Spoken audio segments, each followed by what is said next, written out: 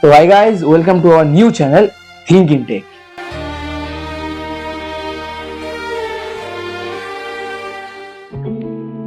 এই চ্যানেলে তোমরা কম্পিউটার রিলেটেড সমস্ত কনসেপ্ট ক্লিয়ার যেমন ক্লাস 5 to 10 এ সময় কুণ্ডুর বই আছে কম্পিউটার ও বিভিন্ন ধরনের সমস্যা সমাধান এই চ্যানেলে তোমরা পেয়ে যাবে বিভিন্ন ভিডিওর মাধ্যমে। তো দেরি না করে শুরু করা যাক।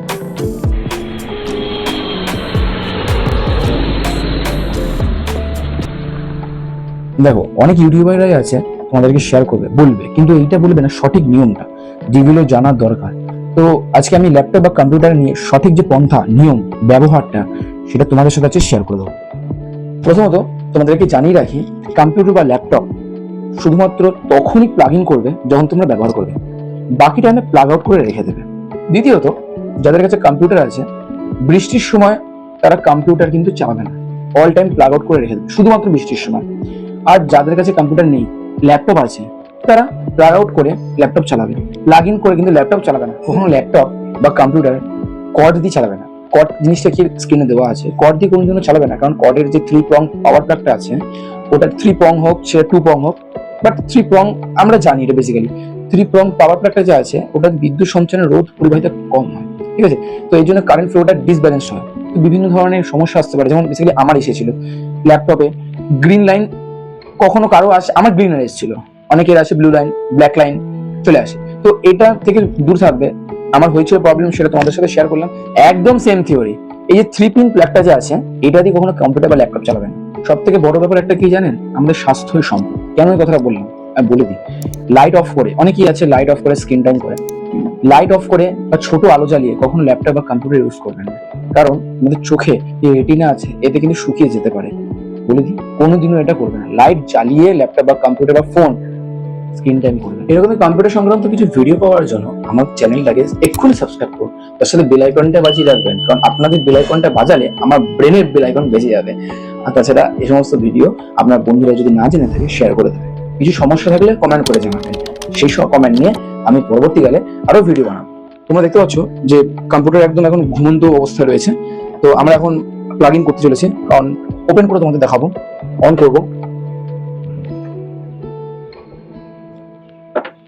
ওর আগে এইটা প্লাগ ইন করে নিয়ে সুইচগুলো মেরে দিতে হবে। এখানে 90% মানুষের ইউপিএস নেওয়া দরকার। যাদের নেই ইউপিএস তাদের ইউপিএস চালাতে লাগবে না। ইউপিএস এর কার্যকারিতা কি, আমরা যখন লোডশেডিং হয়ে যায় আমাদের বাড়িতে, বা ধরুন কাজ হয়ে গেছে প্লাগ আউট করে দিলেন, ঠিক আছে, তখন আমাদের কি 20 থেকে 25 মিনিট সুইচ অফ থাকা অবস্থাতে কম্পিউটার পারফরমেন্স দেবে বিনা কারেন্টে, কারণ এটা ব্যাটারিতে সজ্জিত থাকে চার্জ।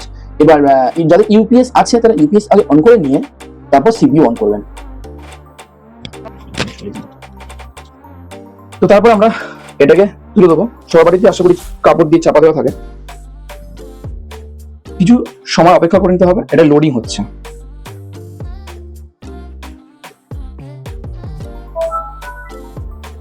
কম্পিউটার আমাদের ডেকে দিয়েছে। তো তারপর আমরা এখান থেকে যাদের আছে কম্পিউটার লক দেওয়া, তারা লক আনলক করে নেবেন। আমি এখানে আনলক করে নিচ্ছি। সকালবেলা ঘুম থেকে উঠে যখন 1 গ্লাস জল খাওয়া জরুরি, সেরকম ভাবে ল্যাপটপ বা কম্পিউটার অন হওয়ার পর রিফ্রেশ করে নেওয়া জরুরি। আমরা মাউসের রাইট ক্লিক প্রেস করে লেফট ক্লিক দিয়ে এই রিফ্রেশটা প্রেস করে নেবো। এই যে যতবার ইচ্ছা ততবার রিফ্রেশ করে নিতে পারে, এতে কম্পিউটারে হেলথ ভালো থাকে। কাজ করে নেওয়ার পর কেটে দিয়ে সেভ করে নিলেন। দরকারি কাজ হয়ে গেল।